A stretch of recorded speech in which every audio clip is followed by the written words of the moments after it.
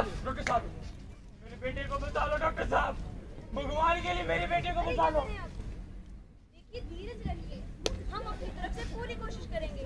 बाकी टेस्ट की रिपोर्ट आने के बाद ही पता चलेगा कि उन्हें क्या हुआ है। अब होटल। हे भगवान, मेरे बेटे को बचा लो, मेरे पापों की सजा मेरे बेटे को मत दो भगवान। भैया, ये देखो ना भैया क्या हो गया। सुरेश, मैंने तुम्हें कितना रोका, कितना समझाया, लेकिन तुम दौलत की लालच में इतने अंधे हो गए कि तुम भूल गए जिस जहर को बेचकर तुम पैसे कमा रहे हो, एक दिन वही जहर तुम्हारे घर तक पहुंच जाएगा।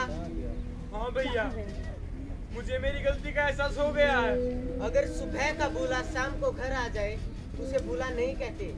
सुरेश, चलो भगवान पर भरोसा रखो। आज हम सब यहाँ पर ये चर्चा करने वाले हैं कि भारत की खेती का भविष्य क्या होना चाहिए, ऑर्गेनिक फार्मिंग या केमिकल फार्मिंग। जैसा कि आप लोगों ने देखा कि एक इंसान अपने बेटे की जिंदगी की दुआ मांग रहा है, तो ऐसा क्या हुआ है उसके बेटे को? उसके पिता ने ऐसे कौन से पाप किए हैं जिसकी सजा उसके बेटे को भुगतनी पड़ी? तो आइए देखते हैं।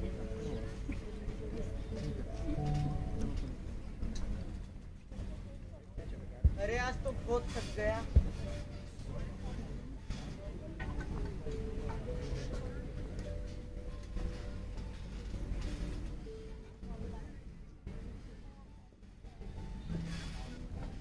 बहुत जोरों की भूख लगी है।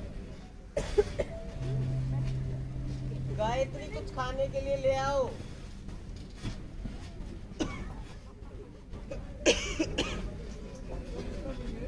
ये क्या, सूखी रोटी? जो कुछ है यही है। घर में राशन का एक दाना भी नहीं है। मैं खाना बनाऊं तो कैसे बनाऊं?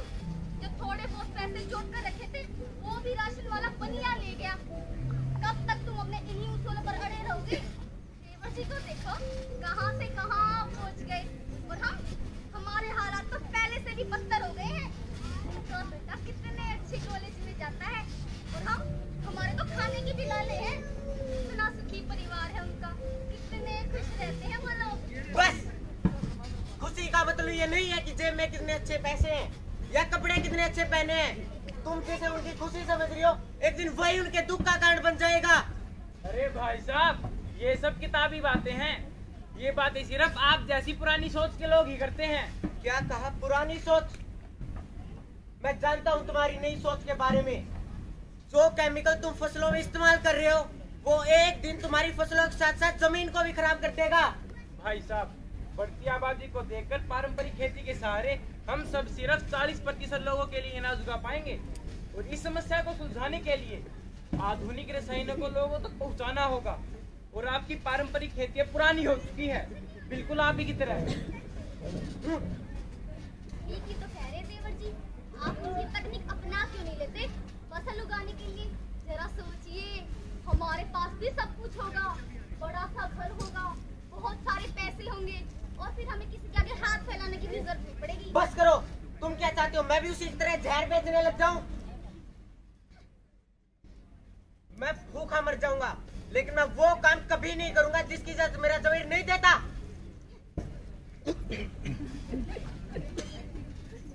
अगले दिन भाभी, भाभी, अरे देवर जी, आप पाए लागू भाभी जी। जीते रहो। सच बताऊं भाभी, कल आप दोनों की ये हालत देखकर मुझसे रहा नहीं गया। आखिर आप भैया को समझाती क्यों नहीं?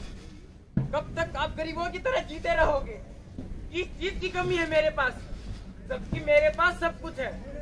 मुझे पता है भैया तो मेरी बात मानेंगे नहीं, वो तो अपने उन्हीं पुराने असूलों पर अड़े रहेंगे। ये लीजिए भाभी जी, कुछ रुपए रख लीजिए, आपके काम आएंगे।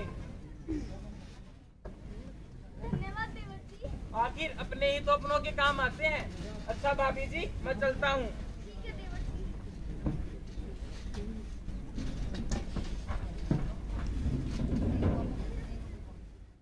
अगले दिन जब रमेश शंकर अपने घर पहुँचता है,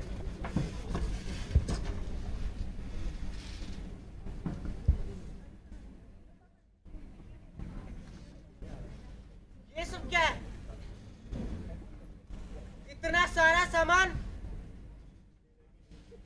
ये सब कहाँ से आया? अरे आ गया, मैं अभी आपके लिए कुछ खाने को लाती हूँ।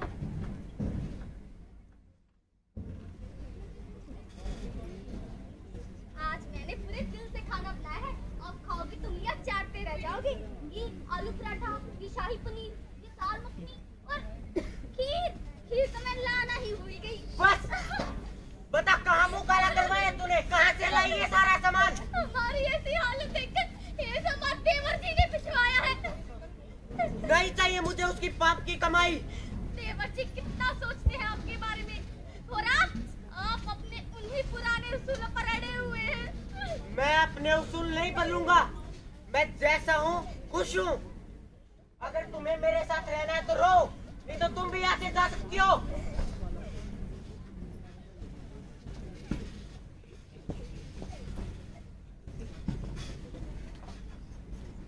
तो देखिए आपने रिश्तों की अजीब दास्तां, जहाँ एक भाई गरीब होकर भी अपने उसूलों पर टिका हुआ है, वहीं दूसरा भाई जो चाहे दुनिया की नजरों में कितना भी गलत हो, लेकिन जब बात अपने भाई पर आई तो वो खुद पहल करके अपनी भाभी के पास मदद करने पहुंच गया।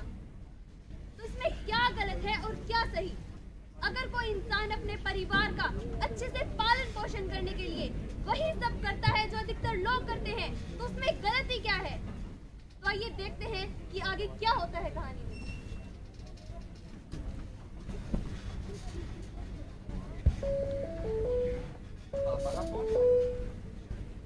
हेलो। हाँ पापा। हेलो बेटा नवीन, कैसे हो तुम? मैं बहुत अच्छा हूँ पापा। और तुम्हारी पढ़ाई कैसी चल रही है आजकल? मेरी पढ़ाई बहुत अच्छी चल रही है। अच्छा, और क्या कर रहे हो तुम?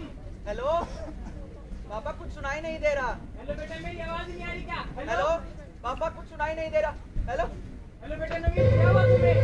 हेलो हेलो बेटा नवीन, हेलो हेलो बेटा नवीन, बोलो। हेलो हेलो बेटा नवीन, हेलो हेलो।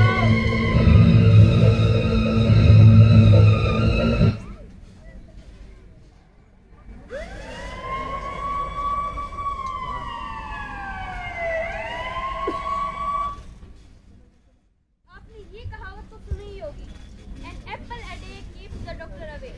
तो एक सेब खाने से कोई इतना बीमार कैसे हो सकता है कि उसे अस्पताल ले जाना पड़े? तो चलिए देखते हैं कि क्या उस बच्चे की जान बच पाई।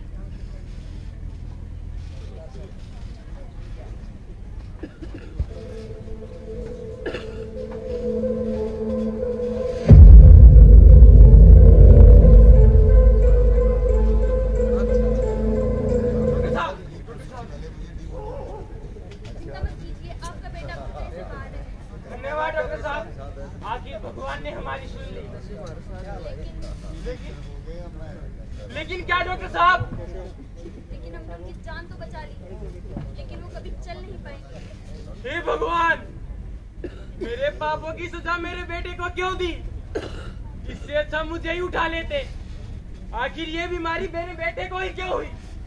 आखिर डॉक्टर साहब, उसे हुआ क्या था? उन्हें मीनामाटा नाम की एक गंभीर बीमारी हुई थी। अच्छा हुआ कि आप उन्हें टाइम पर हॉस्पिटल ले आए, वरना उनका बचना बहुत मुश्किल था। मीनामाटा? मीनामाटा ये कौन सी बीमारी होती है डॉक्टर साहब? आइए मैं आपको अच्छे से समझाती हूँ।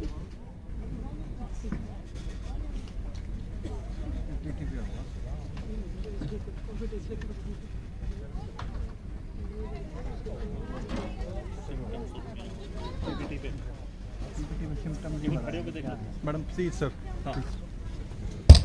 जैसा कि हम सब जानते हैं, रासायनिक उर्वरकों को बनाने के लिए लीड, मरकरी, कैडमियम आदि धातुओं का प्रयोग किया जाता है।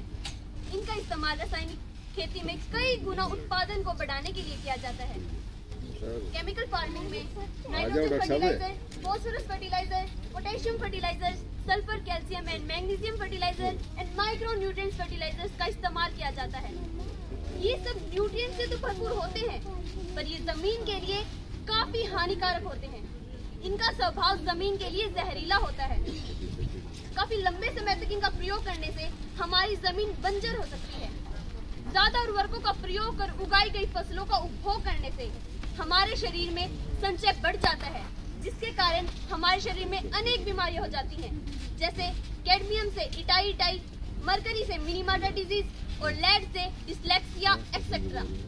आपके बेटे के शरीर में मरकरी नामक रसायन बहुत अधिक मात्रा में पाया गया, जिसके कारण उन्हें मिनीमाटा नाम की एक गंभीर बीमारी हो गई थी। इस बीमारी के होने से सबसे पहले व्यक्ति की सुनने की शक्ति खत्म हो जाती है, चेहरा जो है वो लाल होने लगता है।